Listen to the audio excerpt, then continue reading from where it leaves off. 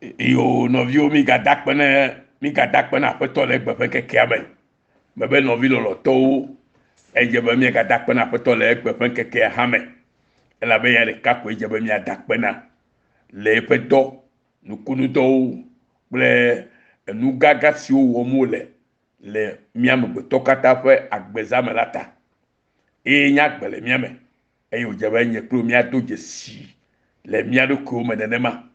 Be Yesu Kristoa ke nya agbe la ye le mia me. Miɔ mi nye gbedoxɔ nɛ eye wòle mia me. Eya ta wònya be nye kplo la mianɔ dzesi do Yesu Kristo ƒe nyenye le miaƒe agbeza me ŋkeke sia ŋkeke. Elabe eya nya agbea le mia me. Nɔvi lɔlɔtɔwo, egbe la se nya si ke Aƒetɔ di be yeagblɔ na nye kplo ɖa. Eye miaƒe tanyagbɔgbɔ bena xɔse kple Mawu tsi de ta na me ŋusẽ. Xɔse kple Mawu tsi de ta na me ŋusẽ. Eye miaxlẽ nu le Marko ƒe agbalẽ ta 10 kpokui 14 xeyi ɖe 18 me.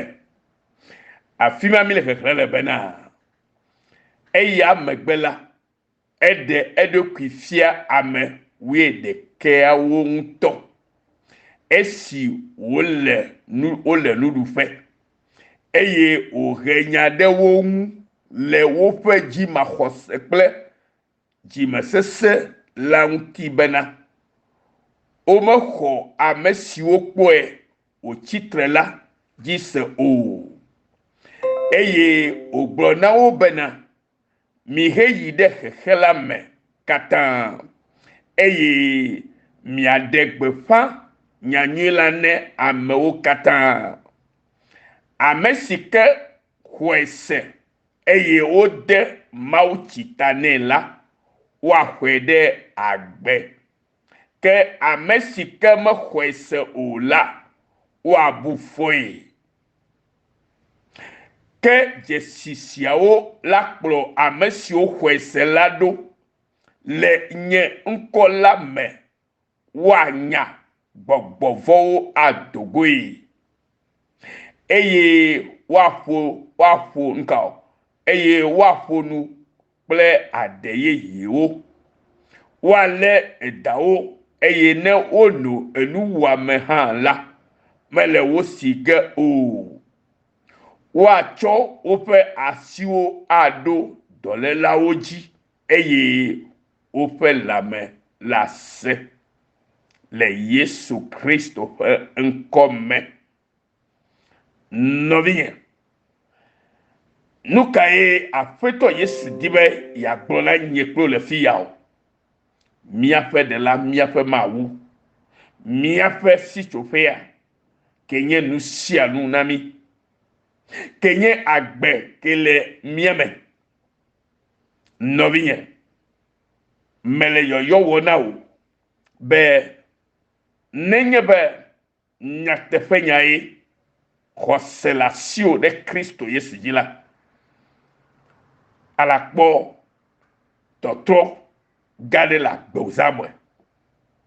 Menye nye ƒe ŋusẽ le gblɔm o, elabe ŋusẽ ke le menye alo ŋusẽ ke te mele la, eya nye ŋusẽ triakɔ aɖe ke ƒo ŋusẽwo katã ta.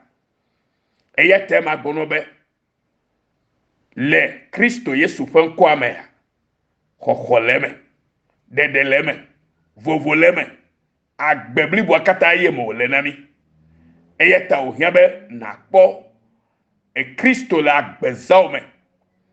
Nenye be trɔ zi etɔa, eɖo la nɔ kpɔ eya amea le agbezawo me. Le wo ke trɔ zi eƒe gbedoxɔ eya la nɔ kpɔ Yesu Kristo ke nye agbe la le ɖokuiwo me gbe sia gbe. Ale be ne enɔ agbe ɖe eƒe nyenye nu la, yeƒe nya la aɖo kpe eƒe nya aɖo kpe eƒe nyenye dzi le agbewo me. Ale be nukunu kple dzesiwo la woadze yowo me le Yesu Kristo ƒe ŋkɔ me. Le gaƒoƒo ya me la, mede se na gbɔgbɔ makɔmakɔ ƒe dɔwɔnawo katã le yesu ƒe ŋkɔadzia bena ate ŋu ase nya siwo gɔme nyuie. Bibla le gbɔgbɔ na mi abe si ke aƒetɔntɔ ƒe gbeɖi le afi ya na mi xlẽ ene. Ele gbɔgbɔ na mi be ɖi azɔ le eye bubu yi la yesu ɖe eɖokui fia nusrɔ̃lawo 11 le esime wonɔ teƒe ɖeka nɔ nu ɖum. Ehe nya ɖe wo ŋu vevie le woƒe dzimaxɔse ta. Aƒetɔ hea nya ɖe mía amegbetɔwo ŋu le dzimaxɔse ta. Ne mi gblɔ be mi nye Kristo tɔ alo mi gblɔ be mi nye Mawu tɔ ɖe, nu ka dzie mi xɔ se o? Aleluya. Mi xɔe se bena Yesu va xixe ya me ɖe míawo ya ƒe nu vɔ ta. Eye Bibla gblɔ na mi be eva ɖe nu vɔa dzo le xixea me. Elabe eku ɖe nu vɔa ta. Eye ewo ame sia ame si ke xɔe dzi se nenema la, eya ekpɔ agbe. Eya ta yo gblɔ le nya me bena aleluya. Be ehe nya ɖe wo ŋu vevie le woƒe dzimaxɔse ta. Eve ŋutɔ be togbɔ be amewo kpɔe, agbagbe va gblɔ na woƒe nusrɔ̃lawo hã la, nu ka wowɔ? Wogbe be yewomaxɔe ase o. Nenema tutu wòle gbe na ame geɖewo be wole nyateƒea tɔntɔ gblɔ gakea amewo gbe be yewomaxɔ nyateƒea dzi se o. Vɔ enyateƒea nyanyuia dzi xɔse me la, ya la te ŋu kpɔ ŋusẽ ke le xɔse me. Ya te ŋu kpɔ dzesisi ke le ŋuwo ke nye tsidede ta na me ƒe dzesisi ke ɖe fia be o hã trɔ zi Kristo tɔ la. Woate ŋu kpɔe le wo amea ŋuti. Eye le esia me la, Mawu la nɔ kpe ɖo eƒe nyawo dzi to me o. Gbeawo tso gbe. Abe le si ke Bibla gblɔ ɖe mi bena esi ke ɖe eɖokui fia nenema vɔ la, eye wògbe nya nɔ be mi ɖo la ɖo xɔse la, azɔ egblɔ na wo be nu ka o. Fifia la, mi yi ɖe xexe bliboa katã me eye miagblɔ nyanyui la na ame sia ame le afi sia afi. Nɔvinye, nyanyui yewo miagblɔ na ame sia ame le afi sia afi.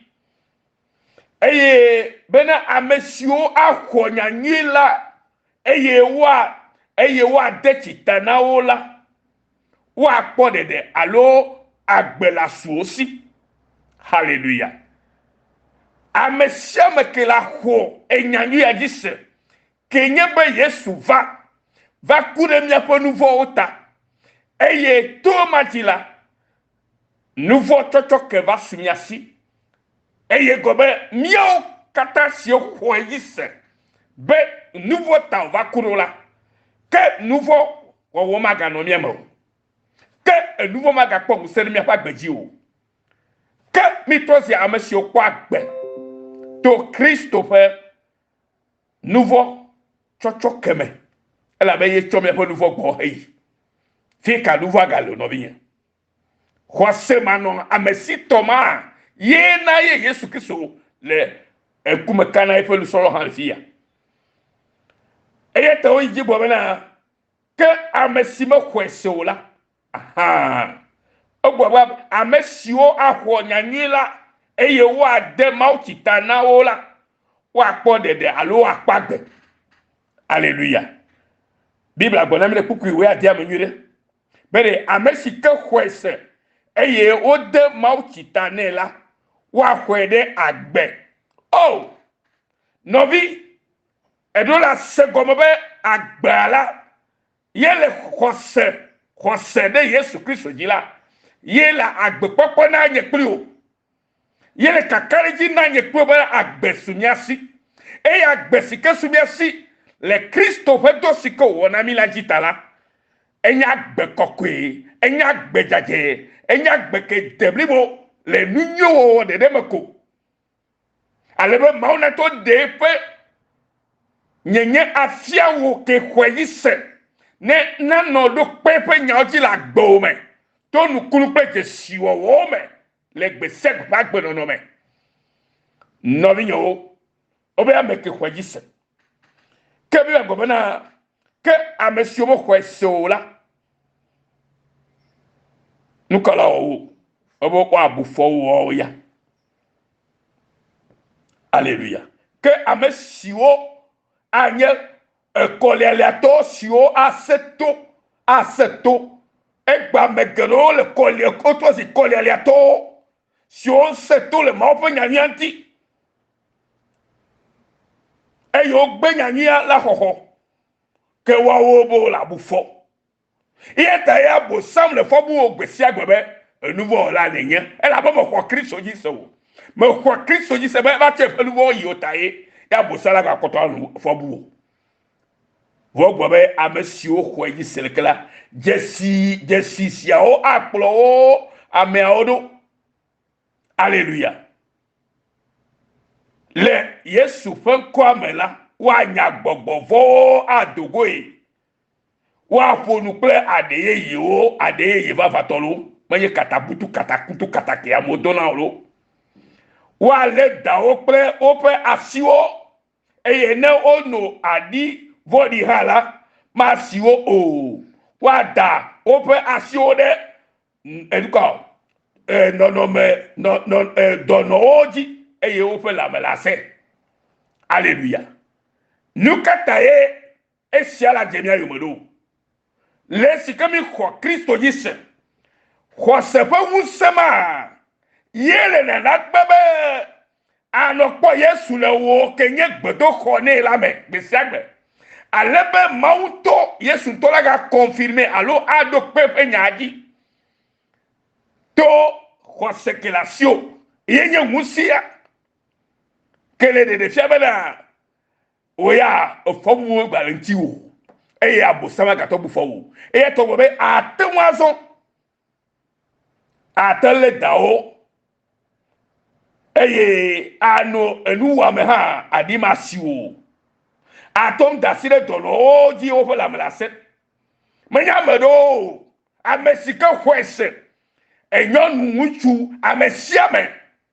ke kwese kola musema suesi vo otu amede amenu sigbe mi o ha ne be mi adegbe fana mi ye mi atoho ejise vo ne mi ko ejise kola abeleke tutu nyale popo na mi la mi o ha mi to mi po nse ale biare ko me mi po nse ke anabe gbogbo for ke ba ga don krena o abosama gogo e ya tai me gbona harbele no bi ye mau ke mi sumola le nse katato ye musare kabato no atelepe wusanu eyata no bi va na ba ho Yesu Kristo ela be musare kabala bo samsio de la Yesu Kristo enyemia ba gakpe sesema eyata no bi ho esegbe ne na poleke maupo musala o dola gbomada mi o mi mega gbula nya leke to ho sefe nyawo ela be le ho se bela siola ma je ma odu po gbere o ala to nekpepe e to bagba eta we ke kuku ma te gbona mi nenema be ne kwase mara siwola ma te je ma unu o e la bela ngusara lo kwase me ye na bala kpodo ko amabu bukula kenye ma pe ngusepe do pa parti sorti ma one ila o be seigneur yo come le Yesu Kristo fa en come e le Yesu Kristo fa kwajila gbogbo makomako katala o mi da foji mi gba o era bele yere Yesu mala nek ba ga do vitino nu de pepe na mere nya mede le fofo me ame maula de se ho de ne maila do biye le Yesu Kristo come o ira okere Yesu yo ira maululu avoatidula le Kristo Yesu me to true forgiveness mission Australia pe anibati na miao to motor siare afisa fiske be sia gbe ola mawle ya mikare keme ko be miaga no pokko ko pe pokko tia de Yesu ko come amen. mawo ne ya misia